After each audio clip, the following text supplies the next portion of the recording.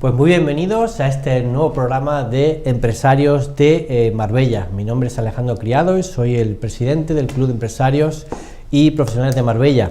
En este programa pues hablamos de empresarios, de profesionales de nuestra ciudad y siempre con un enfoque positivo, porque los empresarios y profesionales somos los que generamos progreso, empleo y bienestar en nuestra ciudad.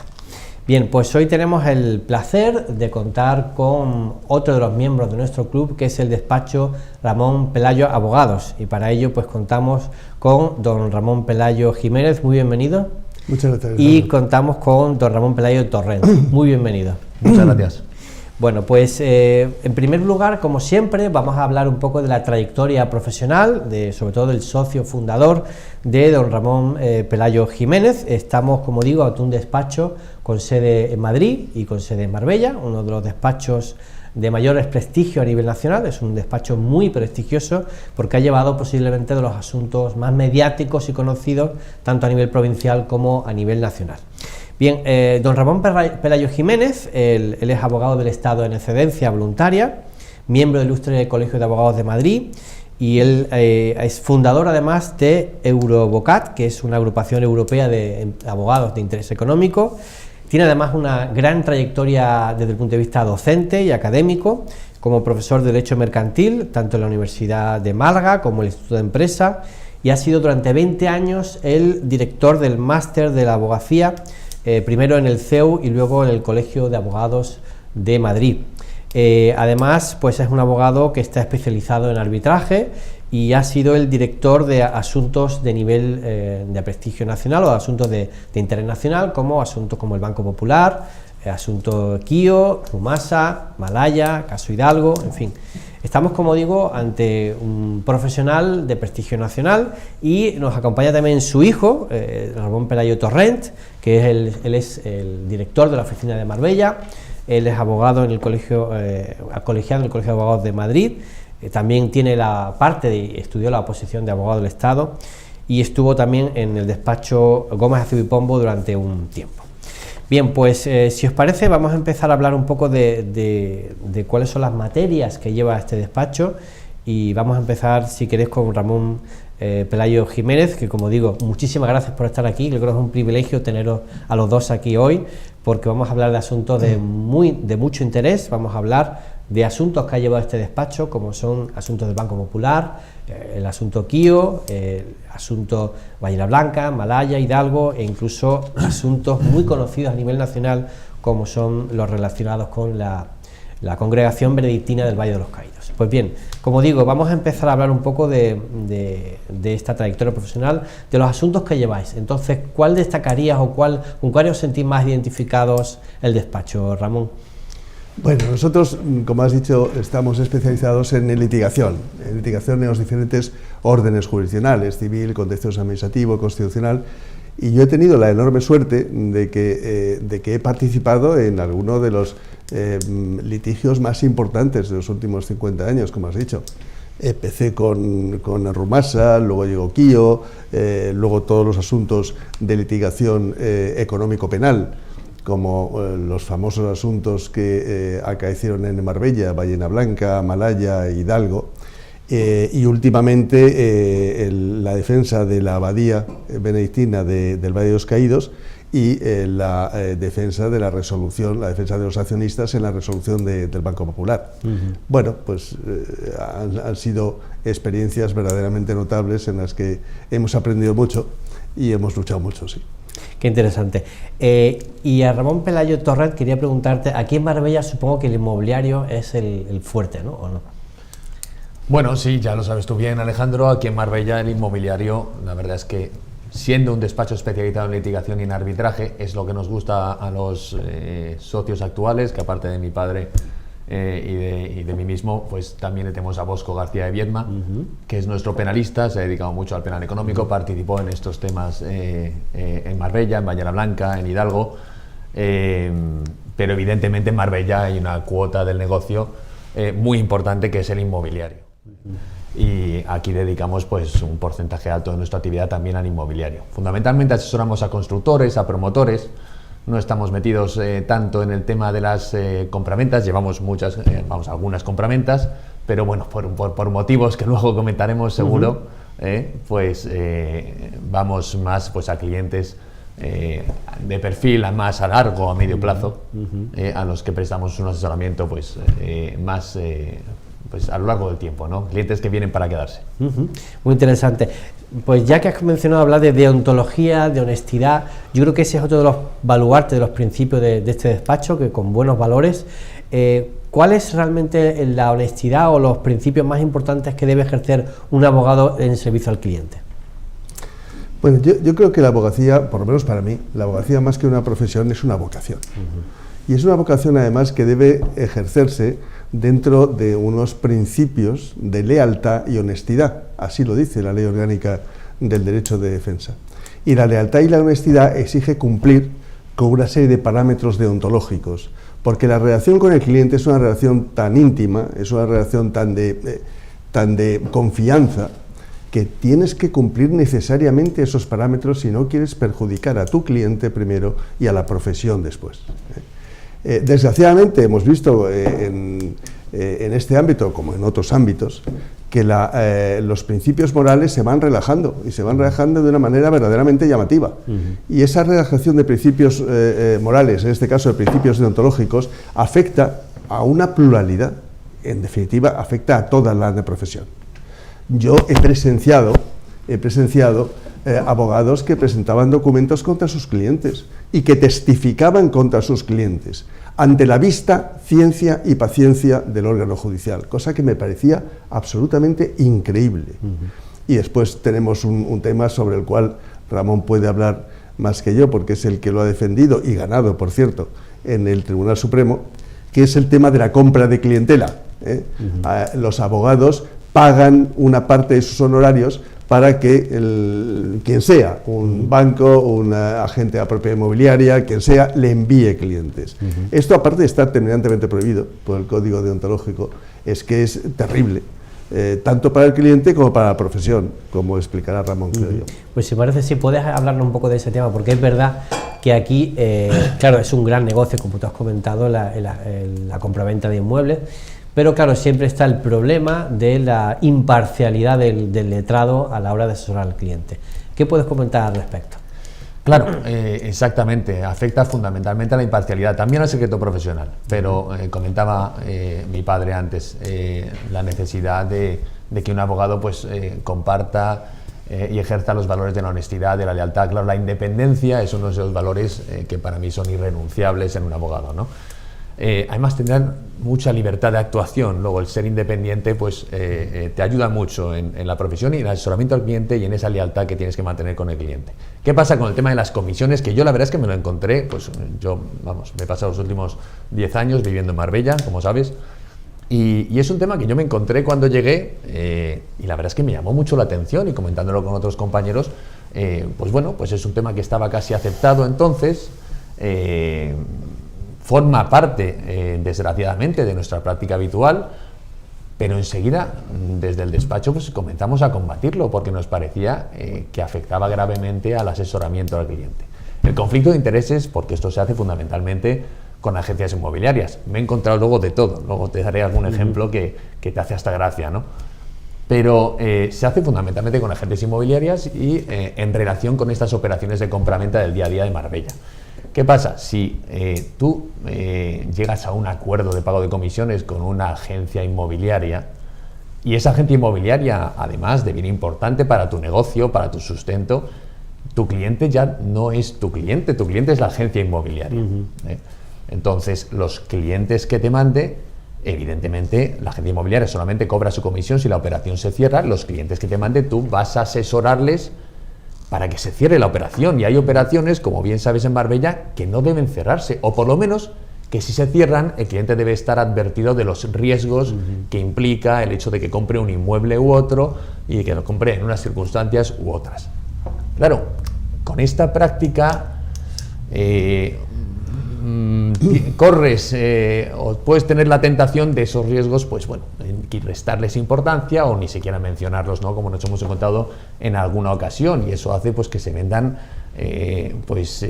inmuebles en situaciones absolutamente dantescas, ¿no? Bueno, todos conocemos edificios que están en esqueleto en Marbella y se han vendido todos los apartamentos. ¿Por qué se han vendido todos los apartamentos? Hombre, pues porque evidentemente en su día pues esos clientes, en algunos casos, pues en otros pues pudo ser por otras circunstancias, pero en algunos casos pues no recibieron ese asesoramiento porque se debían a la fuente de clientela, porque no iban a asesorar el no cierre de la operación porque se quedaban sin su fuente de clientela. Nosotros hemos denunciado esto en el ámbito deontológico, hemos conseguido sanciones en el ámbito deontológico, hemos denunciado también el tema en el ámbito de la competencia y bueno, yo creo que es una práctica que debe acabar y que todos nos debemos concienciar de que debe acabar y esperemos que con la Ley Orgánica del Derecho de Defensa, que vuelve a poner un poco el acento en la deontología profesional, que a veces pues parece una cosa trasnochada, ¿no? O superada, en modo alguno debe ser así, porque no podemos permitir que se hable, por ejemplo, como también me encontré yo cuando llegué aquí a Marbella, de abogados de costa. Aquí hay profesionales con un prestigio y con un saber hacer que tiene que remarcarse, ¿no? Entonces no podemos permitir que por este tipo de prácticas se hable despectivamente de abogados de costa en relación con este tipo de operaciones. Hay que volver a prestigiar, como dice la Ley Orgánica del Derecho de Defensa, nuestra profesión, y los colegios también tienen que jugar un papel importante y el Consejo General de la Abogacía debería jugar un papel importante en este esfuerzo que debemos hacer todos. En todo caso, yo creo que también entiendo que esto es una práctica dentro a nivel nacional de la práctica de la abogacía que es residual, pero la abogacía tiene mecanismos para proteger el buen hacer de los abogados, tiene el Colegio de Abogados, tiene esta ley por el derecho a la defensa, tiene el Código Deontológico. ¿Qué mecanismos tiene el consumidor o a quien se presta servicios para que los abogados presten servicios de forma deontológica y correcta? Bueno, siempre tienen la posibilidad, aparte de las acciones judiciales que, dependiendo de los casos, tienen la posibilidad de denunciar en los colegios. Los colegios son los que deben velar por la deontología profesional. Y los colegios, yo creo que tras la publicación de la Ley Orgánica de Derecho de Defensa, adquieren una importancia y una relevancia que quizás no tenían antes. Y son ellos los que deben preocuparse por esto. Y naturalmente, cuando afecte a otros aspectos, como por ejemplo en este caso que estamos comentando a la competencia, son los organismos de defensa de la competencia los que deben actuar. Si actúan o no actúan es otro tema, ¿no? Pero desde luego deberían actuar. Sí, Pero en todo caso sí hay normas que regulan el comportamiento ético y profesional de los abogados. Sí, por supuesto, hay un código deontológico, hay unos estatutos de los diferentes colegios, hay un código deontológico europeo, en fin, hay normas, por supuesto que hay normas, y todas ellas prohíben esta práctica de compra de clientela, porque realmente no te ganas la clientela con tu trabajo o con tu buen trabajo, compras la clientela, lo cual es durísimo. El actual estatuto de la abogacía, yo creo que por presiones de este tipo de ejercicio permitió el pago de comisiones por captar clientelas siempre y cuando se informe al cliente de ello. Pero claro, esto es absurdo, porque en el momento en que el remitente de la clientela le diga al cliente: te voy a recomendar el despacho de Pepe Pérez porque me paga una comisión de sus honorarios, el cliente sale corriendo, evidentemente. Claro. Con lo cual, en realidad sigue siendo una práctica absolutamente prohibida. Sí, evidentemente. O sea, no ha sido tanto un permiso lo que ha dado el nuevo Código Deontológico, sino una excepción a la prohibición, ¿no? Y al hilo de lo que decía también mi padre, en el ámbito europeo está absolutamente prohibida esta práctica. En el Código Deontológico de la Abogacía Europea, que debe además servir para cualquier modificación que se haga al Código Deontológico español, pues tenerlo en cuenta, ¿no? Prohíbe este pago de comisiones por captación de clientela, y cuando lo hemos comentado en el ámbito de esta asociación de Eurobocat a la que pertenecemos con compañeros que ejercen en otros países europeos, se echan las manos a la cabeza. O sea, no se lo pueden creer. Ya te digo, es una práctica con la que hay que acabar y que yo, reitero, creo que afecta gravemente a la imagen de la profesión. Pero es que además, cuando se hace en el ámbito de estas operaciones de compraventa, claro, yo siempre lo comento con los abogados del despacho, ¿no?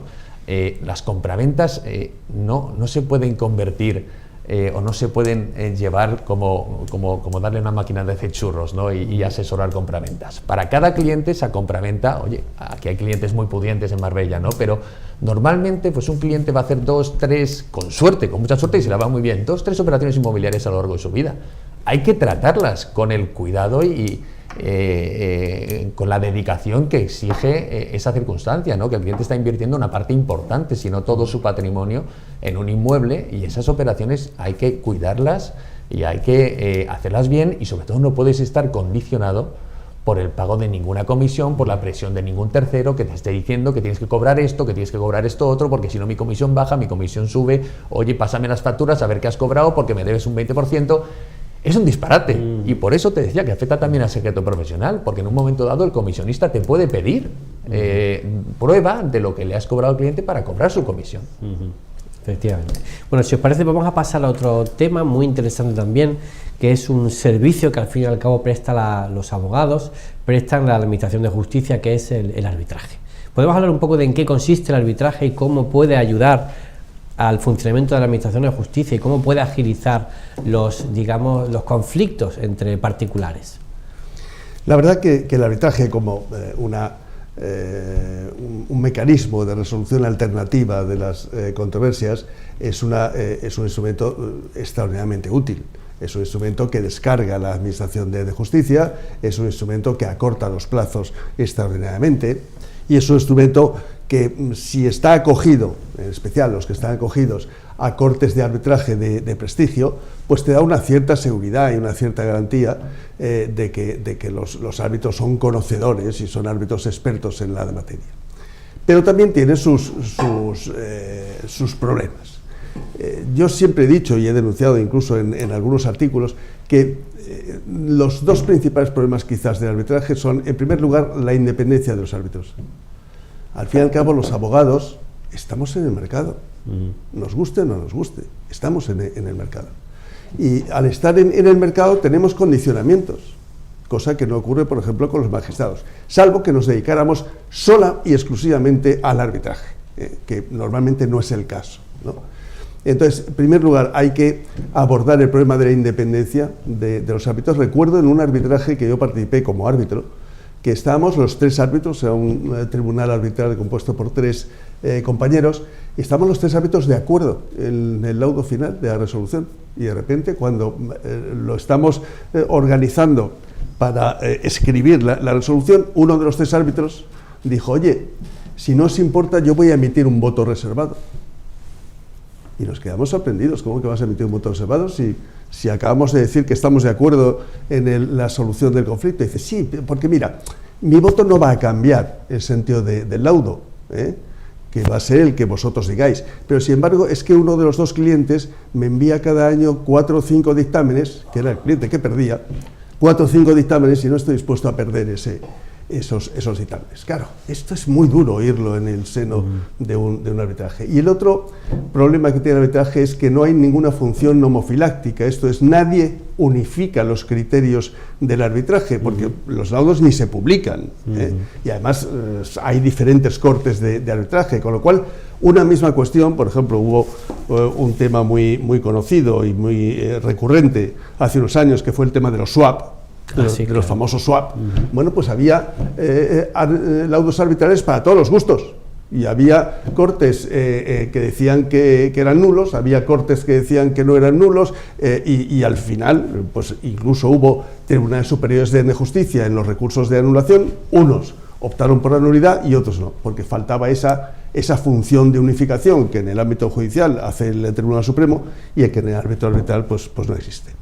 Pero bueno, con todos sus defectos, que yo creo que se podrían solucionar con buena voluntad, yo creo que el arbitraje es un instrumento tremendamente útil para la resolución de controversias. ¿En qué caso se produce el arbitraje? Es decir, ¿en qué caso pues un conflicto entre 2 particulares se somete al arbitraje? Bueno, en el caso de que a los 2 particulares les interese una resolución rápida del conflicto, porque si no, lógicamente habrían ido a los tribunales de justicia, pero porque, entre otras cosas, yo creo que el arbitraje es un poco más caro, no mucho más caro, pero un poco más caro. que los procedimientos judiciales. Si les interesa una solución rápida y una solución especializada en una corte de arbitraje concreto, pues irán a un arbitraje. Sí. Yo creo que sí. O sea que entonces hace falta en principio un acuerdo entre las dos partes. Sí, claro, el arbitraje parte de un consenso, se basa en la autonomía de voluntad de las partes y en un convenio arbitral. Esto es, en un contrato tú incluyes una cláusula de convenio arbitral en la cual te sometes para dilucidar las controversias que surjan de ese contrato a arbitraje, probablemente en una determinada corte, en un determinado lugar, con un determinado ordenamiento jurídico y con un determinado idioma. Y con un árbitro, con un solo árbitro o con un tribunal arbitral compuesto de 3, pero eso se pacta en el contrato, naturalmente. O sea que eso es algo que las partes pueden acudir. Sí, sí. Bien, si os parece, podemos, no sé, ¿puedes comentar algún caso de arbitraje que se ha conocido, que hayáis llevado en Marbella o en Madrid? Bueno, yo llevé un caso que cuando recuerdo se me ponen los pelos de punta. Era un caso de Nequío. Era un procedimiento judicial. Los temas de Quío siempre eran de unas cantidades económicas enormes. En este caso estábamos hablando de más de 100 millones de euros. Y entonces plantearon un procedimiento judicial, primero, la parte contraria, que lo ganamos por una excepción procesal que no entró en el fondo del asunto. Pero posteriormente el contrario decidió presentar arbitraje, porque entendía que había un convenio y que ese convenio seguía siendo válido. Y presentó arbitraje, y recuerdo que yo era quizás demasiado joven o demasiado inexperto y cometí el error de decirle a nuestro cliente, que era Quío, una y otra vez en las reuniones, que el arbitraje no tenía ningún sentido y que lo íbamos a ganar de calle, que eso estaba clarísimo, que lo ganábamos. Bueno, pues llegó el laudo y condenaron a Quío a pagar 100 millones de euros. Imagínate la cara que se me quedó. Planteamos recurso de anulación. Los recursos de anulación se ganan algo así como el 1,5% de los recursos de anulación, poquísimos. Planteamos recursos de anulación porque llevábamos razón y gracias a Dios el tribunal, bueno, en este caso era la Audiencia Provincial todavía, la Audiencia Provincial de Madrid, estimó el recurso de anulación, anuló el laudo arbitral. Y prueba de que llevábamos razón es que posteriormente la parte contraria insistió y ya fue a los tribunales a plantear su reclamación y perdió primera instancia, segunda instancia y casación. Perdió todo. Pero los semanas o los meses que yo me pasé tras ese laudo fueron muy duros, muy duros. Claro, esa es la profesión de abogado. Bueno, si queréis podemos pasar a asuntos que habéis llevado de nivel nacional. Podemos empezar quizá con los asuntos de Marbella, ¿no? Caso Hidalgo, caso Malaya, ¿qué podéis comentar de esos casos que habéis sido parte como defensa de algunos de los afectados? Sí, como ha dicho Ramón antes, una de nuestras secciones es el penal económico y por lo tanto, pues además por relaciones personales de nuestro despacho con Marbella, nos ha tocado intervenir en los 3, en el caso Ballena Blanca, en el caso Malaya y en el caso Hidalgo. Gracias a Dios todos nuestros clientes fueron absueltos en los 3 casos, pero a mí el que más me afectó y me dolió mucho por la relación personal que tenía fue el caso Hidalgo. El caso Hidalgo fue un caso terriblemente cruel, indebido y mal investigado, tengo que decirlo así, porque es un caso que se llevó por delante un despacho que en Marbella tenía un enorme prestigio. Cruz Conde. Sí, se llevó por delante ese despacho sin ninguna razón para ello, porque al final todos los miembros del despacho fueron absueltos, sin excepción, todos. Recuerdo que en el juicio, en el interrogatorio del comisario o el inspector jefe que llevó la investigación, le dije, después de practicar muchas pruebas, usted sigue pensando, porque en un informe puso que este despacho era una máquina de blanqueo de capitales. Y le pregunté, ¿usted sigue pensando que este despacho es una máquina de blanqueo de capitales? Y me contestó, bueno, a lo mejor esa expresión era exagerada. Claro, es terrible que te contesten esto cuando se ha cargado usted la vida profesional de un montón de compañeros, incluso a uno, desgraciadamente, le afectó tanto pues que le surgió una enfermedad imprevista y le falleció. Pero es muy duro y fue probablemente el caso que más me dolió. Sí. Y el caso Malaya creo que ha sido de los más importantes de España. Yo creo que es el juicio más largo. ¿Cuál ha sido la experiencia en ese procedimiento judicial, que incluso el del 11M no duró tanto tiempo ni había tantos implicados, ¿no? ¿Qué puedes comentar de ese caso? Bueno, en el caso Malaya nosotros llevamos a 2 empresarios que, como te digo, resultaron absueltos, con lo cual nuestra participación no fue respecto de ninguno de los principales inculpados. Pero es verdad, fue un caso larguísimo en el cual, gracias a Dios, no tenías que ir a todas las sesiones porque si no te hubiera ocupado el 100% de tu tiempo. Pero bueno, fue un caso que yo creo que fue relativamente bien llevado, sin perjuicio de que los informes de la UDICO eran tan exagerados que en primera instancia, vamos, en la audiencia provincial se condenó a bastantes personas, pero en el Tribunal Supremo muchas menos. Hubo muchas. Quizás el tema más sangrante fue el del primer tema, Ballena Blanca, que yo creo que había algo así como varias decenas de condenados en primera instancia y al final el Tribunal Supremo condenó a 2. En Ballena Blanca, ¿no? Pero claro, te pasas 2 años de tu vida pues con una preocupación y con una intranquilidad enorme. Yo creo que se debería ser un poco más estricto y un poco más purista con esos informes policiales que exageran las cosas.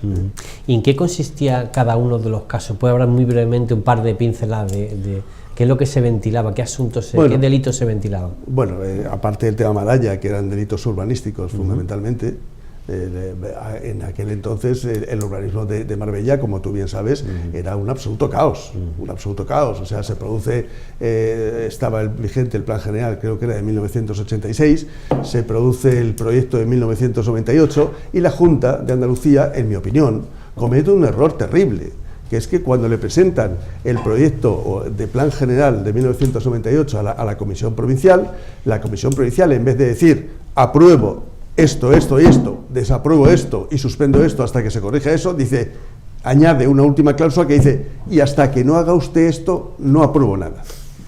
Eso es una barbaridad, porque dejas a una ciudad sin ley urbanística. Y si dejas a una ciudad sin ley urbanística, ¿qué es lo que progresa? Las fechorías. Porque no había ley. La ley era la que determinaba el funcionario de turno, que tenía nombre y apellidos, y que decía esto sí, esto no, esto sí, esto no, esto sí, esto no.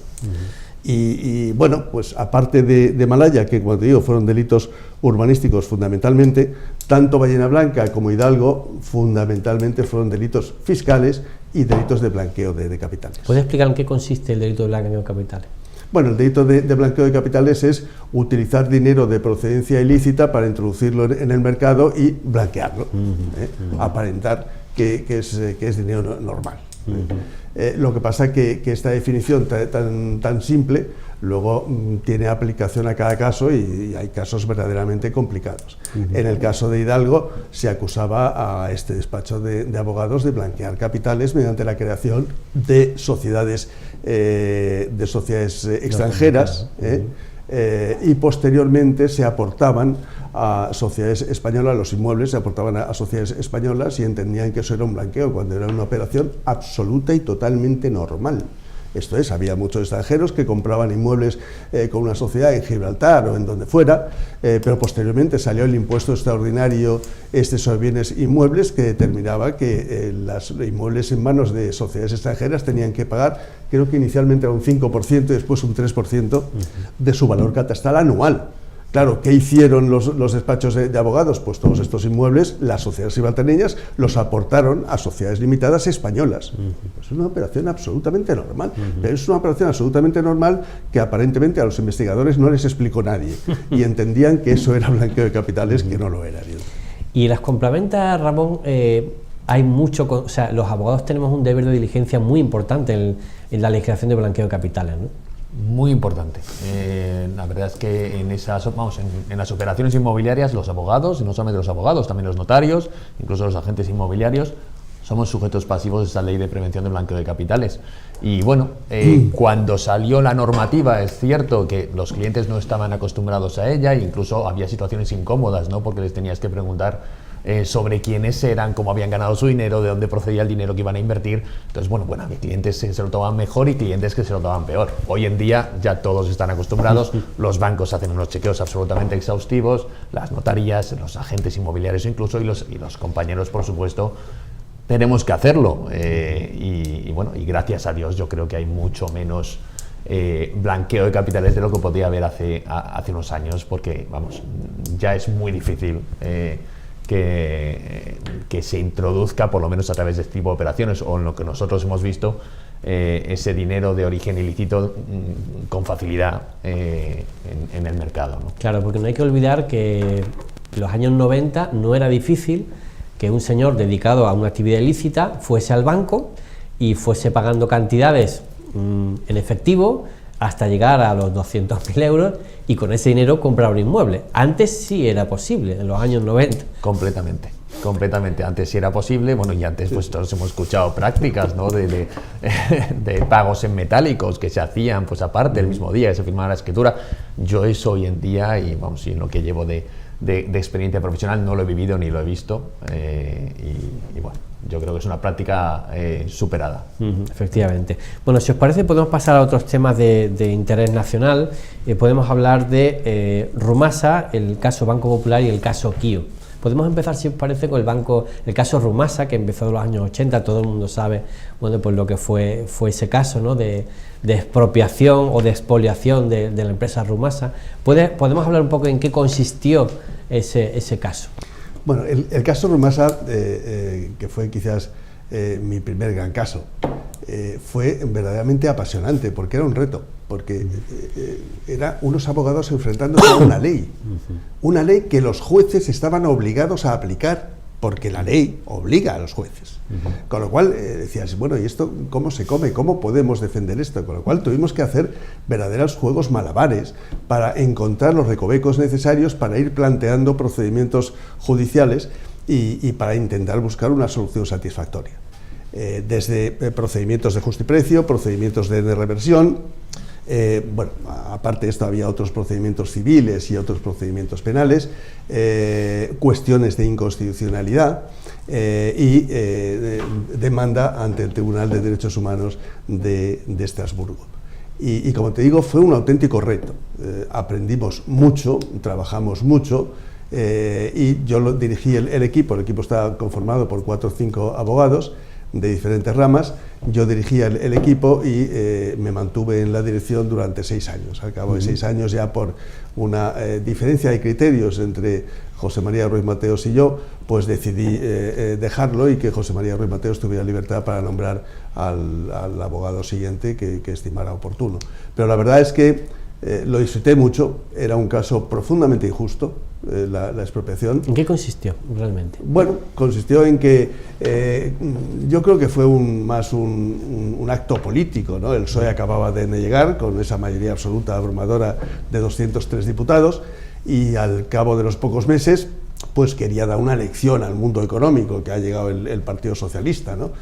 Claro, eso no lo podían hacer con los grandes bancos. Démonos cuenta que los bancos de Rumasa pues representaban algo así como un 7% del mundo bancario español, o sea, no eran tampoco especialmente significativos. Es verdad que José María Ruiz Mateos utilizaba sus bancos para financiar a sus empresas, que era lo que le acusaban siempre, y eso es verdad, pero también es verdad, y eso no lo dice nadie, que sus empresas valían mucho más de lo que reflejaban sus libros de comercio. Yo recuerdo un día paseando por la calle Serrano de Madrid, que es que mirabas a izquierda y derecha y todos eran edificios de Rumasa. Cuando no era el Banco del Norte, era el banco de no sé qué, era el no sé qué, o era la tienda de no sé qué, o era Loewe. Es que media calle Serrano era de José María Ruiz Mateos. O sea, ¿equivale, por ejemplo, a lo que es el grupo Inditex hoy, más o menos? ¿Una equivalencia de aquel grupo empresarial? Pues no sé si hay la diferencia pesetas, euros, pues, pero desde luego que era la primera empresa privada de España, sin duda ninguna. Era espectacular y su valor yo creo que era muy importante y que superaba con mucho el agujero que pudiera haber en los bancos, porque los bancos tenían suficiente garantía con los inmuebles de las sociedades de Rumasa. Pero bueno, se decidió una expropiación, y se decidió una expropiación además no por una vía normal, de la ley de expropiación forzosa, sino por un decreto ley, que se convirtió posteriormente en ley. Y claro, eso es una absoluta y total indefensión. Es más, si hoy se hubiera producido la expropiación de Rumasa con la actual doctrina del Tribunal Constitucional, sería inconstitucional. Porque el Tribunal Constitucional ha dejado claro que no justifica o que no responde al derecho de defensa el de la única posibilidad que teníamos, que era pedir a los tribunales que por favor plantearan una cuestión de inconstitucionalidad, porque no teníamos otra defensa. Cuestión de inconstitucionalidad que efectivamente provocamos, pero no había otra defensa. O sea, el afectado no tenía en sus manos los instrumentos para defenderse, tenía que solicitarlo de los tribunales. Y bueno, fue una época interesante. Muy interesante. Y el caso del Banco Popular, que yo creo que es más reciente, ¿en qué consistió ese caso? El caso Banco Popular consistió en la resolución del Banco Popular. Ha sido la primera resolución de un banco europeo sometido a la supervisión del Banco Central Europeo. Bueno, pues el Banco Popular tenía un problema de intangibles, tenía un problema de valoración de los inmuebles que había en su balance. Y como consecuencia de eso tenía ciertos problemas de liquidez muy escasos, que se agravaron enormemente como consecuencia de las luchas políticas que hubo en el seno del Consejo de Administración. Luchas políticas que devinieron en noticias de N-Prensa. Noticias de N-Prensa en el sentido de que el Banco Popular está regular, el Banco Popular está mal, el Banco Popular, claro, eso mata bancos. Las noticias en prensa diciendo que un banco está mal, mata a un banco. Y el Banco Popular tuvo que soportar 6 meses de noticias constantes de inestabilidad en su Consejo de Administración y de dudas sobre su solvencia, que el Banco Popular era un banco, y lo ha reconocido la propia JUR, la propia Junta de Resolución Europea, era un banco solvente. Lo que ocurre es que tuvo un problema de liquidez, provocado fundamentalmente por las noticias periodísticas y los escándalos periodísticos. La única manera que había para ir contra esa resolución era ir al Tribunal de Luxemburgo, al Tribunal de Justicia, primero al Tribunal General y después al Tribunal de Justicia, para pretender la anulación de la decisión de resolución de la JUR. Y yo recuerdo cuando ingresé como abogado de Estado, yo tenía 23 años, o sea, hace mucho tiempo, que llegué a La Coruña, que fue mi primer destino, y el abogado de Estado jefe me dio un tocho y me dijo: este es tu primer pleito. Y me dice: acuérdate de una cosa, un pleito se basa en 3 fases, prueba, prueba y prueba. Y eso se me quedó grabado. Y si eso es así, en Luxemburgo no ha habido un juicio del Banco Popular, porque a los accionistas no se les ha admitido ninguna prueba. Esto es todo lo que decía la comisión o todo lo que decía la JUR, iba a misa, estuviera aprobado o no estuviera aprobado. La valoración del Banco Popular fue de risa. Y por poner un ejemplo didáctico en este tema, es cuando la presidenta de la JUR hizo unas declaraciones 5 o 6 días antes de la resolución muy duras con el Banco Popular, que vino a decir que el Banco Popular estaba siendo observado y que podía ser resuelto, más o menos. El presidente del FROB en España le envió 2 emails a la señora Koenig, la presidenta de la JUR, diciendo que eso era una absoluta barbaridad que una autoridad financiera europea hiciera esas declaraciones, porque eso podía matar al Banco Popular. Bueno, esos 2 emails no los admitieron como prueba en el Tribunal de Luxemburgo. Bueno, ha sido una merienda de negros, una auténtica merienda de negros. Y vosotros llevabais a los accionistas, ¿no? Nosotros llevamos al mayor grupo de accionistas afectados, que era lo que se llamaba la sindicatura, que representaba más o menos un 5 y pico % del capital del Banco Popular. Qué interesante. Y bueno, y otro caso también muy interesante que habéis llevado es el de las Torres Kío, ¿no? El asunto Kío, que todo el mundo conoce las Torres Kío de Madrid, ¿no? Pero ahí ha habido un problema judicial de calado, ¿no? En ese... Sí, el asunto Kío, aparte del arbitraje que comenté antes, sí. Llevamos varios pleitos que se concentraban en una sola operación, la famosa operación PIN 5, que la llamaban. Esta operación se analizó en Londres por los abogados de Kío de Londres, pero en España tuvo una segunda fase, y es que Javier de la Rosa demandó a Kío con 2 sociedades instrumentales suyas, 53.000 millones de pesetas. Suena mucho, pero ahora el cambio con el euro pues son 320 millones o algo así. Pero bueno, en aquella época era una cantidad absolutamente increíble. Y presentó esta demanda en base a unas cartas que había de reconocimiento de deuda para una sociedad y para otra. Las dos sumaban 53.000 millones. Y nosotros empezamos a darle vueltas al pleito, cómo defendernos, cómo hacer, cómo no hacer, tal cual, no sé qué, no sé cuántos. Y de repente un día estaba yo viendo las dos cartas y me fijé en un punto que había encima de la firma del jeque Al-Sabah, que era el que firmaba las cartas. Y en la otra estaba ese mismo punto. Cogí las cartas, las superpuse y la firma era idéntica. Digo, esta firma está falsificada, no es real. Nadie firma igual dos veces, es imposible, es imposible. Digo, no es real. Y de ahí deducimos que esas cartas habían sido falsificadas por Javier de la Rosa, con lo cual en el procedimiento civil planteamos una querella en el procedimiento penal y paralizamos el procedimiento civil, y fue la primera vez por tentativa de estafa procesal y falsedad en documento mercantil que Javier de la Rosa ingresó en prisión, y naturalmente el pleito civil se ganó. Sí, porque Javier de la Rosa creo que ha sido muy conocido a nivel de los medios de comunicación durante mucho tiempo. Bueno, fue el hombre de Quillo en España, era un hombre que regaba de petrodólares allá por donde pasaba, ¿no? Y todo el mundo le admiraba y tal, pero bueno, todos... Qué interesante. Y luego ya por ir terminando, hay otro asunto que habéis llevado, que está en los medios de comunicación, creo que fue en el año 2021, que fue en relación al Valle de los Caídos, ¿no? Creo que fue en 2021 cuando se produjo la exhumación. La exhumación. Me iba a salir otra palabra, pero bueno, la exhumación, efectivamente. ¿Qué habéis llevado vosotros en este caso? Habéis llevado a los benedictinos, ¿verdad? A la abadía benedictina, sí. La razón fue que la exhumación se produce sin pedir permiso.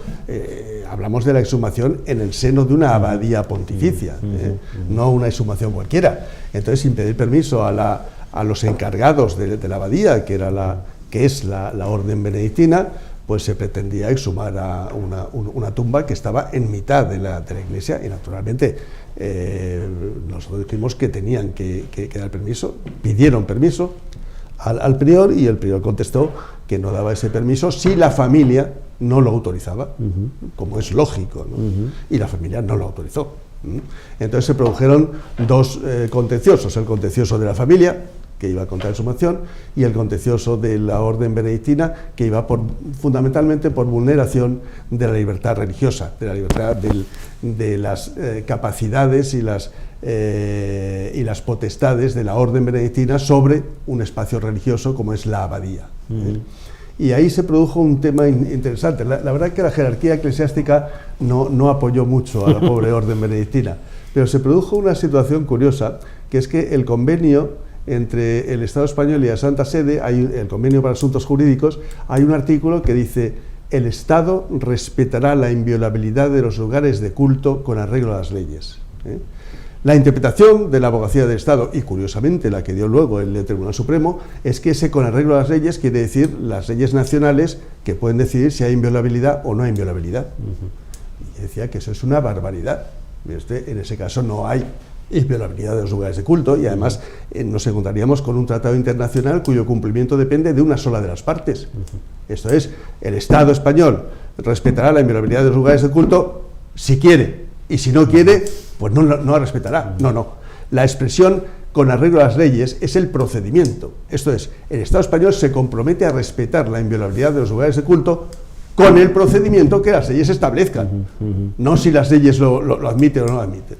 Pero bueno, desgraciadamente ese tema, como es sabido, terminó desestimando el recurso, se exhumó al anterior jefe del Estado, y ahora estamos expectantes a ver qué es lo que puede decidir el gobierno, que siempre utiliza este tema como un instrumento del lanzamiento de disco político, y nos mantenemos como asesores de la abadía en espera de lo que puede pasar.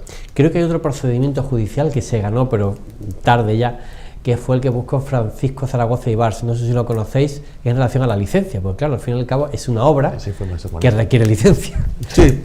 ¿Qué puedes comentar al respecto? No sé si tú lo conoces, Ramón, exactamente. No, la verdad que no lo conocemos, lo seguimos por la prensa prácticamente. Fue un juzgado de lo contencioso de Madrid que estimó que hacía falta licencia y que por lo tanto no se podía entrar, ¿no? Eso se planteó recurso, ya no sé, yo creo que el recurso lo ganó el Estado, pero no estoy seguro, pero lo que es cierto es que entraron con licencia o sin licencia, entraron y sumaron y hicieron lo que les pareció oportuno. Creo que el propio Tribunal Supremo actuó como administración y dijo que no hacía falta licencia. Creo que la sentencia del Tribunal Supremo creo que lo dice, ¿no? Así que, y finalmente, ¿cuál es la situación jurídica actualmente de los benedictinos en relación al Valle de los Caídos? ¿Cuál es la situación jurídica? Porque ellos son los titulares de la fundación del Valle y creo que hay una ley pues que de alguna forma acuerda la disolución de esa... La verdad que la situación del Valle de los Caídos es complicada y complicada por la dejadez de los diferentes gobiernos a lo largo de los años. Esto es, el Valle de los Caídos pertenece a patrimonio nacional, los bienes pertenecen a patrimonio nacional, que no es el Estado, es un organismo distinto de la administración del Estado, patrimonio nacional. Patrimonio nacional los aporta a la fundación, fundación de la Santa Cruz del Valle de los Caídos, que es la verdadera propietaria final de todos esos bienes. Y la fundación delega la administración de algunos de esos bienes, la abadía, la hospedería, etcétera, de algunos de esos bienes a la orden benedictina. Todo esto por normas legales paccionadas, un decreto ley, varios reglamentos, etcétera, etcétera. De tal manera que la abadía benedictina es, por decirlo así, administradora de algunos bienes del Valle de los Caídos. Y la fundación y es beneficiaria, la abadía es beneficiaria de la fundación. Quiere decir que la fundación tiene que cubrir todos los gastos del complejo, de los bienes que ha delegado y de los que no ha delegado, tiene que cubrir todos los gastos y además mantener la orden benedictina, etcétera, etcétera. Bueno, pues resulta que desde el año 2018, creo que 2018, sí, 2018, la cantidad que la fundación daba a la orden benedictina para mantener el complejo y los bienes que habían sido delegados deja de pagarse, con lo cual la orden benedictina, en vez de ser beneficiaria de la fundación, ahora resulta que la fundación es beneficiaria de la orden benedictina, porque la orden benedictina, con los donativos que va recibiendo, va cubriendo el déficit que las instalaciones tienen. Es una situación verdaderamente incomprensible, que yo espero que termine cuanto antes, pero para plantear un procedimiento te hace falta que el cliente quiera plantearlo. Nosotros tenemos una demanda preparada desde hace tiempo, pero hasta que la Iglesia no dé el visto bueno no la podemos presentar. Efectivamente, porque es una situación jurídica compleja, porque al fin y al cabo ellos jerárquicamente dependen de la Iglesia, dependen del Vaticano, por decirlo, y es una situación jurídica compleja. Bueno, pues yo creo que ha sido un placer tener aquí a dos grandes abogados, Ramón Pelayo Torrent, Ramón Pelayo Jiménez. Ha sido un placer tenernos por aquí y bueno, pues espero que podamos seguir otro día hablando de asuntos tan interesantes como los que llevan en el despacho. Oficina en Madrid y oficina en Marbella, ¿verdad? Igualmente, Alejandro. Así que ha sido un placer y bueno, hasta muy pronto. Muchas Igualmente, gracias. un placer. Bueno, y a ustedes, estimados televidentes, les deseamos que tengan una muy feliz entrada en 2025, unas muy felices fiestas de Navidad y si Dios quiere, pues nos veremos el año que viene. Muchas gracias.